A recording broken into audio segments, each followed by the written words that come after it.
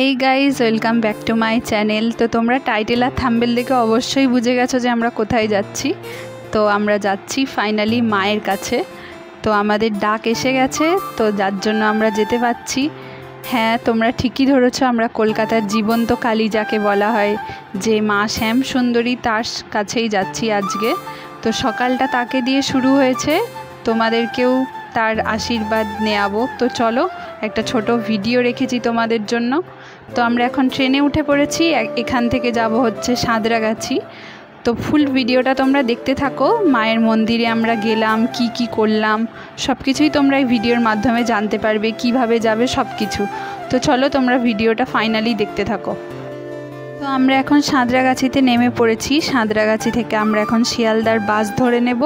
তো তারপর ওখান থেকে আমরা একটা উবের বুক করেছিলাম, যেখানে আমরা ক্যালকাটা যে হোমিওপ্যাথি কলেজ, তো সেখানেই আমরা নেমে পড়েছিলাম।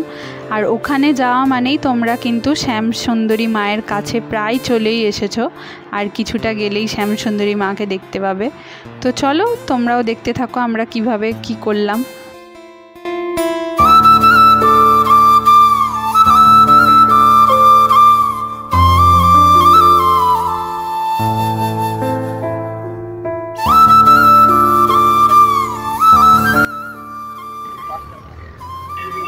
তো হ্যালো বন্ধুরা, আমরা চলে এসেছি এখন এই যে ক্যালকাটা হোমিওপ্যাথি কলেজের সামনে। যারা শিয়ালদা হয়ে আসবে তারা এই দিকটা দিয়ে আসবে, আর এইটা হচ্ছে ল্যান্ডমার্ক।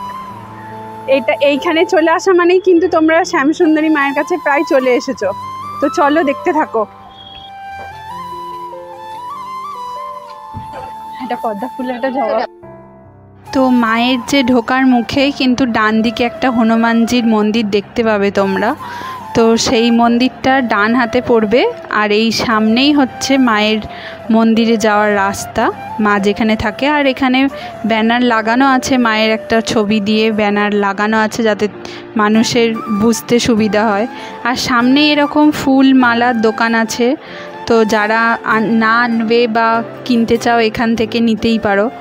তো এখান থেকে কিছু ফুল টুল আমরাও নিয়েছি। তো একটা নিয়েছিলাম পদ্ম ফুল, যেটা মায়ের খুবই প্রিয়। তো সেই পদ্ম ফুলটা নিয়ে আমি চললাম এখন মন্দিরে মায়ের কাছে। তো চলো, তোমাদেরকেও দেখাই।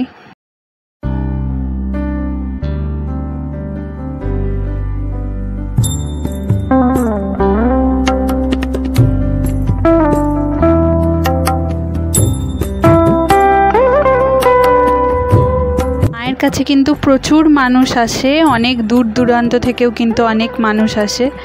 এত সকালবেলাও আমরা কিন্তু পুরো মন্দিরটা মানে ভালোভাবে দর্শন করতে পেরেছি মাকে। পুরো মন্দিরটা কিছুটা ফাঁকাই ছিল, তো অনেকটা সকালেই আমরা পৌঁছে গেছিলাম মায়ের কাছে। তো এই রাস্তাটাতেও দেখতে পাচ্ছ অনেক দোকান ছিল। তো তারই ডান দিকের একটা গলি দিয়ে আমরা ঢুকে যাচ্ছি, এখন মায়ের মন্দিরের কাছে চলে এসেছি। আর এইটাই হচ্ছে মায়ের মন্দিরের শুরু। মায়ের কাছে প্রবেশ করার আগে কিন্তু ডান দিকে একটা ঘর আছে, যেখানে তোমার পুজোর সামগ্রী সব জমা নেওয়া হয়, দক্ষিণা, তারপর তোমার গোত্র লিখে যাদের নামে পুজো দেবে সেসব লেখা হয়। তো মন্দিরের কিছু টাইমিং আছে, প্রতিদিন মন্দির খোলাই থাকে, সকাল 8টা থেকে দুপুর 1টা পর্যন্ত, আর বিকেল 4টে থেকে আবার সন্ধে 8টা পর্যন্ত খোলাই থাকে। আর অমাবস্যার দিনগুলো কিন্তু পুরো মন্দির সবসময়ই খোলা থাকে, কিন্তু কোনো সময় ভক্তদেরকে ফেরায় না। মা কিন্তু ভক্তদের জন্য প্রসাদ করা হয়, বিনামূল্যে সেখানে খাবার পাওয়া যায়, প্রসাদ দেওয়া হয়। তো এই হচ্ছে আমাদের মা শ্যাম সুন্দরী মা।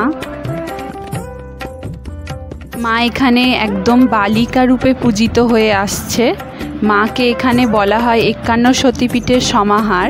সন্তানের জন্য মা 51 ভাগের একত্রিত হয়ে মা শ্যাম সুন্দরী নামে পরিচিত। আর মা সব সময় আনন্দিত হয়ে থাকে, তাই মাকে একবার দর্শনেই 51 সতীপীঠের ফল প্রাপ্তি হয়।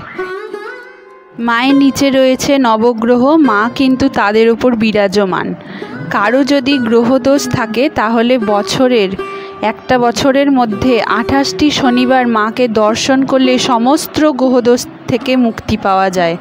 মায়ের পুজোর জন্য আতপ চাল ও কলাই মায়ের সন্তুষ্ট ভোগ। মায়ের সাথে জগন্নাথ, বলরাম ও সুভদ্রা আছে বলে মায়ের বৈষ্ণব মতে পুজো হয়।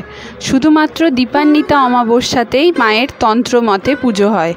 অন্ধকারে পুজোয় মাকে অপূর্ব সুন্দর লাগে। তোমরা চাইলেই এসে মাকে দেখতে পারো, একবার অমাবস্যাতেও এসে দেখো, এটা এখানকার পণ্ডিতদেরই কথা। এর পাশেই আছে ভোলা মহেশ্বরের ঘর। তো মা আছে আর আমাদের বাবা থাকবে না, তো এমনটা হতেই পারে না। তো সেজন্য মায়ের মন্দিরের পাশেই কিন্তু বাবার ঘরও উপস্থিত আছে।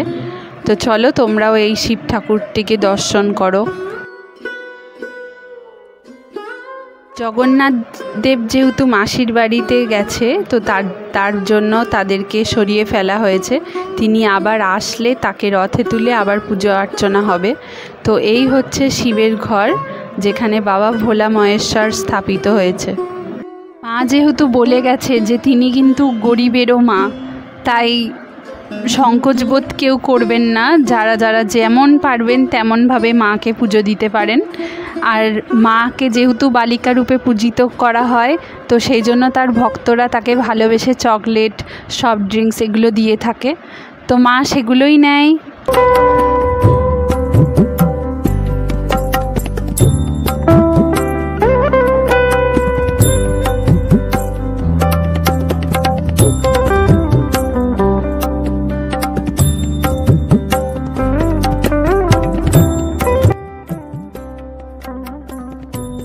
অক্ষয় তৃতীয়ায় একটা জিনিস খুব সুন্দর প্রচলন আছে, যে কোনো মানুষ তার বাড়ির থেকে রান্না করে মায়ের জন্য নিয়ে এসে সেটা ভোগ নিবেদন করতে পারে, যেটাকে অক্ষয় পাত্র বলা হয়। অমাবস্যা দিনগুলোতে মায়ের কিন্তু পুজো একদম মোমবাতির আলোতে হয়, ঘরে কোনো রকম লাইট থাকে না। তো অনেক ভক্তরা মায়ের কাছে এসে মায়ের জীবন্ত রূপের পরিচয় পেয়েছে। যেমন দেখেছে যে কেউ দেখেছে চোখ নড়ছে, কেউ হয়তো দেখেছে মা হয়তো কিছু বলতে চাইছে, এরকমটা হয়ে থাকে।